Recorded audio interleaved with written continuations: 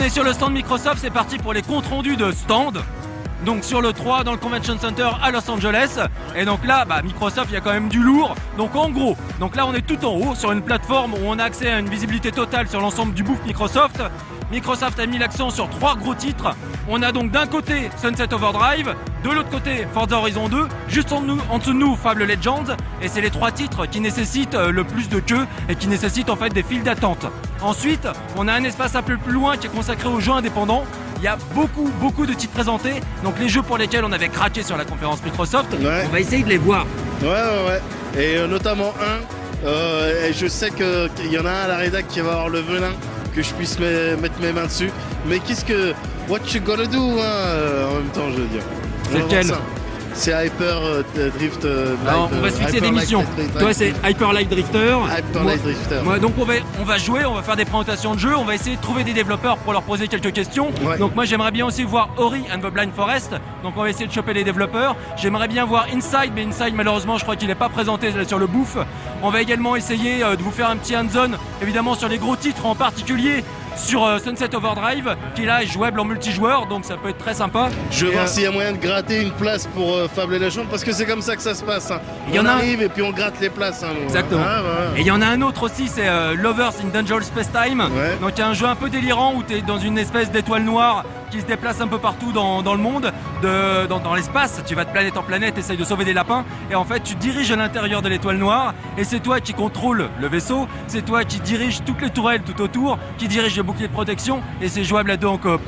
Donc on va essayer de prendre en main tous ces jeux-là. C'est pas sûr qu'on y arrive, c'est pas sûr. C'est notre mission, qu'on aimerait bien faire. Mission. Mais je pense qu'on va tout déchirer, on va y arriver. Ok, c'est parti Thierry. C'est parti. Go.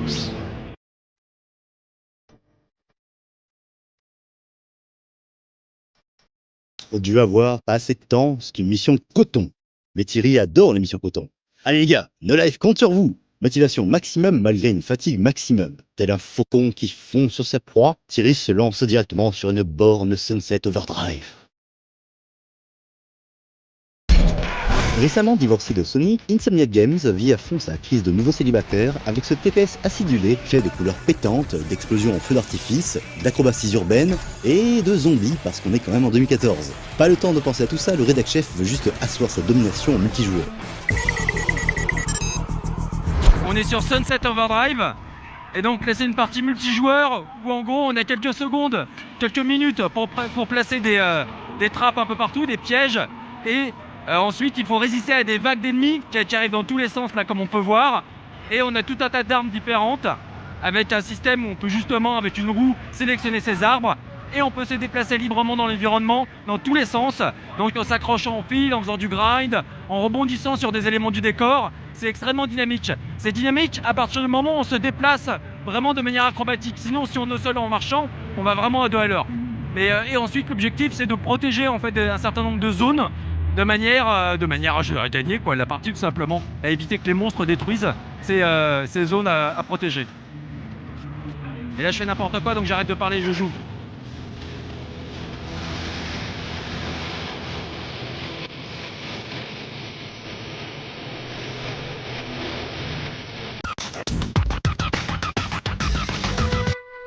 Pendant que Thierry prouve qu'il n'est pas venu pour la blague, Médoc se penche sur Fable Legends. Un nouvel épisode très orienté multijoueur dont la principale nouveauté réside dans la possibilité d'incarner le grand méchant du jeu. L'esprit malade qui crée, commande et utilise les hordes maléfiques, le seigneur du mal, capable de concevoir les pièges les plus vicieux, bref, le fourbe ultime en fait. Plus que jamais, Médoc est l'homme de la situation. Alors là je suis sur Fable Legends et je joue en tant que vilain, donc c'est assez agréable. C'est moi un petit peu qui contrôle, je suis un petit peu le mastermind du délire. Tac tac tac. Et donc là l'idée c'est de les empêcher de leur mettre, en fait l'idée c'est de leur mettre des bâtons dans les roues. Donc c'est un petit peu le même délire que Zombie U en fait quand tu réfléchis. Donc là mes artilleurs, non ils se font, là je me fais taper. Tu peux activer des pièges, activer des herses afin d'isoler par exemple un des 4 héros et puis d'y faire la misère. Là j'ai 4 styles de personnages, donc j'en ai un qui peut faire du stealth, un qui ressemble un petit peu au personnage dans le labyrinthe de Pan, Il est un petit peu dégueulasse, il est un petit peu anxiogène, mais j'aime bien. T'as du corps à corps, t'as du long range, t'as... Hop, là je décide de les isoler, donc du coup ils sont en galère. Ah merde, on est en galère. Voilà. Et maintenant je flèche les petits. Ah là je suis bien, je suis balèze. J'en ai crevé un. Et donc on peut voir où ils en sont eux de leur côté, le nombre de potions qu'ils utilisent, voir s'ils sont vraiment en galère. Et manifestement ils le sont un petit peu. Parce qu'ils essayent de se soigner, mais malheureusement je les bombarde. Et tu te rends compte que il y a vraiment plusieurs moyens de les mettre en ballottage. On peut déplacer, on a quelques secondes, en tant que vilain, on a quelques secondes avant le début de l'arrivée des héros, donc quelques secondes pour prendre des pièges, les déplacer. Ça se joue bien, ça se contrôle bien, ça zoome, ça dézoome, c'est agréable. Et donc à chaque fois, il faut qu'ils nettoient une zone avant de passer à la zone suivante. C'est bien, ça me permet de leur faire beaucoup de mal. Ok, il en reste plus qu'un. A priori, je devrais faire ça bien, Je leur fais mal au crâne. C'est sympa ce feeling. C'est vraiment très sympa. Voilà, manifestement, je fais partie des vilains les plus efficaces du monde d'Albion. Je sais même pas si ça se passe à Albion. C'est pas grave parce que je les échelote. J'ai défoncé et puis du coup j'ai pas perdu mon temps, j'ai pas perdu mon E3. Merci, c'est tout pour moi. Un succès indéniable sur le plan de la domination, donc. Mais un peu moins sur celui de l'exhaustivité, puisque les tribulations multi de Médoc et Thierry ne leur laissent pas le temps d'aller voir Forza Horizon 2, de la course automobile en exploration libre. Sans piège à poser, sans joueur à exploser, sans record de killstreak à établir, pas assez de challenge pour nos deux champions qui partent plutôt à l'assaut du coin indépendant. Des indépendants que Microsoft a décidé de bien mettre en avant cette année, en leur accordant une place de choix durant sa conférence, mais aussi en leur dédiant le programme ID at Xbox. Le stand emporte logiquement la marque et aligne de nombreux jeux indés, parmi lesquels on ne compte malheureusement pas un certain Inside. Il faudra donc se contenter pour le moment d'un simple trailer pour se faire une idée du prochain jeu des créateurs de Limbo. Qu'à cela ne tienne, Plan B, qui se révèle bien cool lui aussi. Lovers in a Dangerous Space-Time, un jeu de shoot ascendant roguelike en coopération dans une ambiance néon du meilleur effet. Donc là, c'est un jeu qui s'appelle Lovers in a Dangerous Space Time. Et donc on a la possibilité de diriger ce petit personnage, ça joue aussi à deux en coop. Et donc on le fait switcher en fait de sections où il peut utiliser des tourelles de combat, il peut également accéder à une map et surtout il peut se diriger avec cet énorme petit vaisseau pour essayer d'aller de planète en planète pour sauver les lapinous. Et donc sans arrêt, en fait il faut changer de poste à toute vitesse pour déplacer aussi un champ de force qui permet de se protéger des attaques ennemies et aussi de foncer pour pouvoir shooter les ennemis. Donc là je fonce, tac, c'est parti. Et voilà. Et je peux reprendre le contrôle de mon vaisseau à toute vitesse. Donc évidemment c'est plus fun quand on joue à plusieurs. C'est un jeu dont on avait déjà parlé dans les news de 101% et qui se confirme comme étant un titre de vraiment de grande qualité. Je pense qu'on va aller poser quelques questions supplémentaires à un développeur. My name is Jamie Tucker, and I'm one of the co-founders of Asteroid Base. There's 3 of us on the team, and I kind of do a little bit of everything on the game. I do programming, I do a little bit of art, I do some of the technical art, shaders and that, and then I do some of our business and development stuff.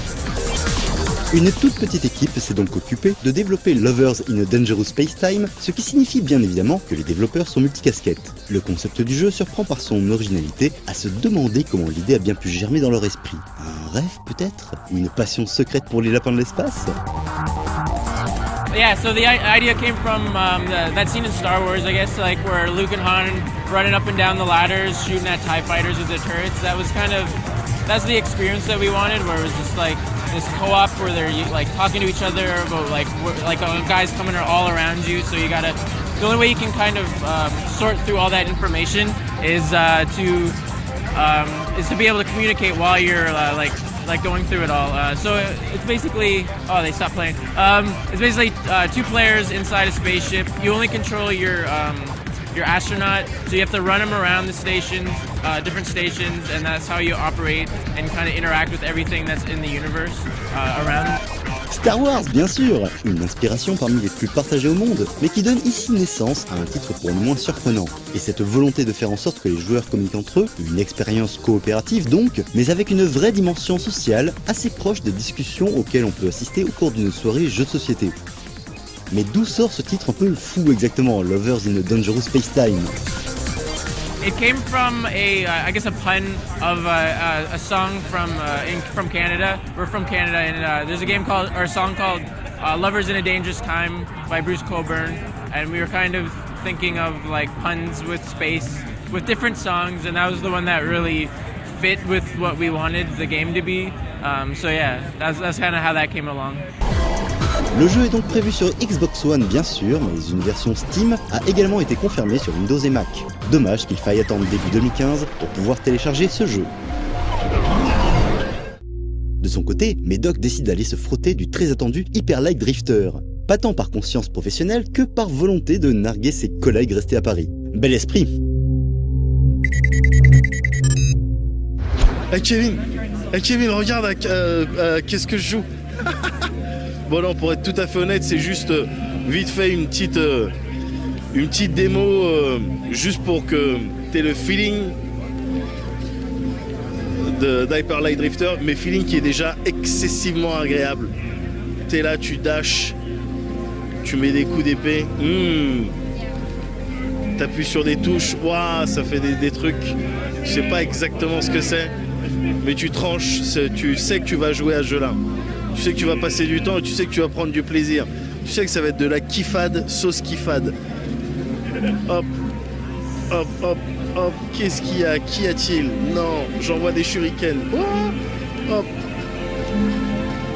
T'as juste les mécaniques de combat et encore.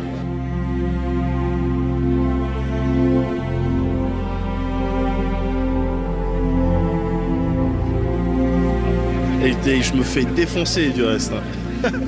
Mais tu sais que tu vas jouer à ce jeu. Je sais que je vais jouer. Vous savez que vous devez jouer à ce jeu. Parce qu'il est magnifique.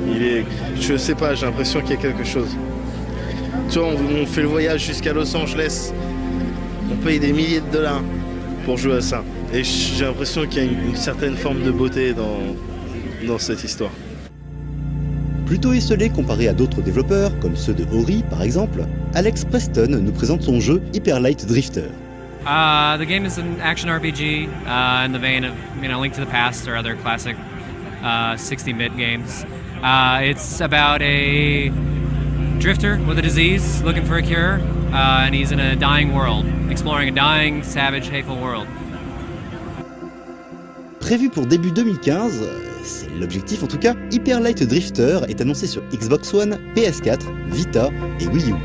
Le jeu sera entièrement coop et devrait proposer quelques modes annexes en plus de la campagne scénarisée. Peut-être un mode survie qui correspondrait à la petite démo que nous avons pu prendre en main sur le stand Microsoft. Un titre ambitieux, développé une nouvelle fois par une équipe plus que réduite. It's myself and 3 other guys. One of the guys worked on Samurai Gun, and I've been working on this project by myself for a few years now, so off and on. Plus qu'une mécanique de jeu en particulier, qui le démarquerait d'autres titres indépendants, comme Titan Souls par exemple, ou Lovers in a Dangerous Spacetime, Hyper Light Drifter a été appréhendé par son créateur comme un tout, une expérience qu'il souhaite immersive au possible. It's all of it. I like, there's not like a gimmick to it or anything like that, so I like everything to play well, and I like all the mechanics to be visceral and feel great, so I like all the mechanics. Bon, ben voilà, pas forcément super loquace, Alex semble être davantage porté par ses envies que par des intentions longuement réfléchies, et ce y compris pour la direction artistique pixel art du jeu.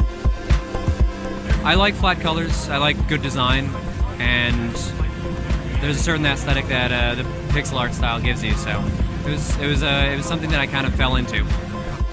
Définitivement pas loquace.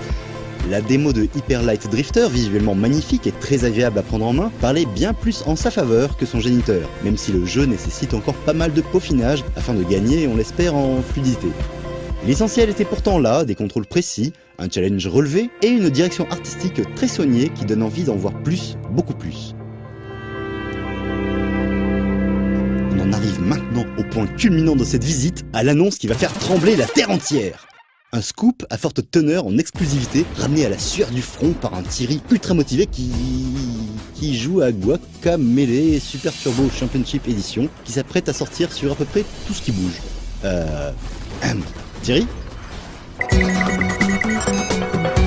Très bonne nouvelle, comme vous pouvez le voir, je suis en train de jouer à Guacamelee sur Xbox One. Donc là c'est un vrai plaisir, il a été adapté là tout récemment sur PS4 également. Et donc voilà, maintenant Guacamelee est accessible à absolument tout le monde. Je rappelle que c'est un super Metroidvania qui était sorti d'abord sur PS3 et PS Vita en cross-buy, cross-save, etc. Avec une petite dimension coop également, qui est toujours présente ici.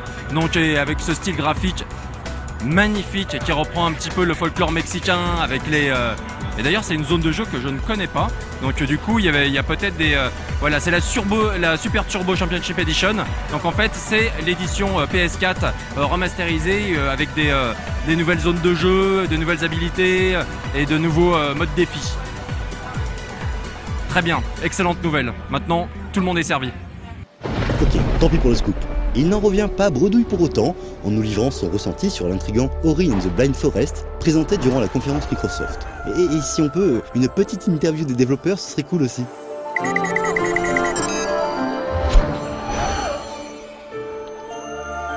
Visuellement, c'est juste incroyable. C'est vrai qu'on pense un petit peu à la référence Dust and Elysian Tale, qui était également un jeu indépendant qui avait été développé avec l'aide de Microsoft. Et sublime, là je viens juste de récupérer l'esprit des arbres qui me permet cette fois-ci d'attaquer les ennemis. Et c'est toi qui décides du moment où tu vas sauvegarder. Et les effets de lumière, le travail sur les environnements est exceptionnel. Exceptionnel. Il y a une vraie magie qui se dégage du jeu, c'est un bonheur. C'est un bonheur. La prise en main est immédiate, donc t'as pas de double saut pour l'instant. J'imagine que des choses vont se débloquer un peu plus tard, assez rapidement. Et là t'as des ennemis qui viennent d'apparaître. Ah, et il y a vraiment un petit côté RPG aussi, puisque là je viens d'obtenir un point d'habilité. Ouh là là là. Il y a pas mal d'obstacles un peu partout. Et on peut sauter sur les plantes pour récupérer un petit peu d'énergie. Oh, d'accord, là il y a des ennemis qui arrivaient un peu partout. Il y a des points d'attaque, il y a des points de dégâts. Ah, méga saut, là j'ai accédé à un autre endroit de la map. Et là du coup, là je continue encore à jouer un petit peu. Je vais faire l'ensemble de la petite démo si on a le temps, si les gens derrière veulent pas me piquer la place. Et ensuite on posera quelques questions aux développeurs, à un des développeurs du jeu, pour en savoir plus sur le projet. Ori and the Blind Forest est le fruit d'un studio atypique appelé Moon. Moon is a distributed studio. We are just game developers all over the world. We are a very diverse group of people. We have people in Austria, in Germany, in the States, in Australia, in Israel, in the Netherlands. Yeah, it's just a lot of crazy developers working all together on this game. On imagine qu'il n'a pas dû être facile de travailler ainsi à distance. It's been a challenge. I mean, 5 years ago that would not have been possible, right? Because we are sharing tons and tons of data every single day. We're doing screen shares every single day. Wouldn't have been possible 5 years ago. Today it's a really cool way to work. Yeah, I'd say in regards to working with a publisher, we've actually, we've had just the best time working with these guys, mainly because they're globalized, they're all around the world, and there's always somebody awake working on the game at all times. And yeah, it's just been a joy working with Moon. So. Ori a le goût, l'odeur et la texture d'un Metroidvania, ce qui n'est pas pour nous déplaire. Oh, it's absolutely a Metroidvania game. One of the reasons why we created the game was that we wanted to feel again what it felt like, to play games like A Link to the Past, the Super Metroid in the past. Those experiences, I felt like we don't have that anymore. And I hope with Ori people, get back into that and really get that feeling. It's absolutely a Metroidvania game. Yeah, absolutely. I think it's a tough formula to really nail. What we're going for, very strong platforming, really platforming excellence married with super deep storytelling to really create that magical experience with the Metroidvania approach and some RPG elements. We're trying to blend all those things together, make just the perfect game. So yeah. Metroidvania games are really difficult to make, right? Because they all need to work together, be connected. One of the really nice things that we did with Unity, it's a Unity engine game, but we're working together with Unity to actually get the most out of it. One of the beautiful things is there's not a single loading time anywhere. You can go from one stage in the world to another area in the game. 10-hour game, no loading time. Yeah. Visuellement, des influences liées à l'animation japonaise et au film Ghibli en particulier nous ont semblé évidentes. Mais on peut se tromper, ou pas. Yeah, absolutely in love with everything that Hayao Miyazaki is doing, Ghibli. I think you see the influence. But yeah, we're also in love with, other Japanese development, Japanese game development. There's a lot of influence there, absolutely. And I think that's cool, I think everyone here, and all the journalists that are asking us, they've grown up with the same stuff that we grown up with. There's inspiration, but, at the same time, we try to push things forward on our end. Yeah, I really like to think of this game as a celebration of the biggest things that we're influenced by from our childhood and what we're influenced by now. It's new games, it's old games, it's new film, it's old film. We're trying to recreate something that really resonates when people walk away from it. On va maintenant essayer d'en savoir un peu plus sur l'histoire du jeu, qui reste assez mystérieuse. We don't want to talk too much today about the story, but basically you're playing as Ori, a forest spirit, and the story is a bit of a coming-of-age story. It's allegory. You're dealing with fantastical characters, but they actually go through some very human situations, very human emotions. I think you guys have seen that with the trailer. We are making sure, we're taking cues from how films are being made, film editing, right? Writing music specifically for specific scenes, so that the emotional tone just hits the right level. Yeah. I think with a lot of people, they're making there are big human topics that we're tackling, and with a lot of people, it kind of people walked up to me, it hits close to home. There's a feeling of loss, even when you just watch the trailer, right? And yeah, it's beautiful to see that. Le beau dans cette histoire, c'est que le jeu sortira dans quelques mois seulement, cet automne, sur Xbox One et PC. Voilà, c'est fini pour le stand Microsoft. Contrat presque rempli pour Thierry Murdoch donc. À un Forza Horizon 2 près, c'est dommage, mais la frime sur Fable Legends a un prix. On leur donne en tout cas rendez-vous demain, même heure, pour le compte rendu du stand Nintendo.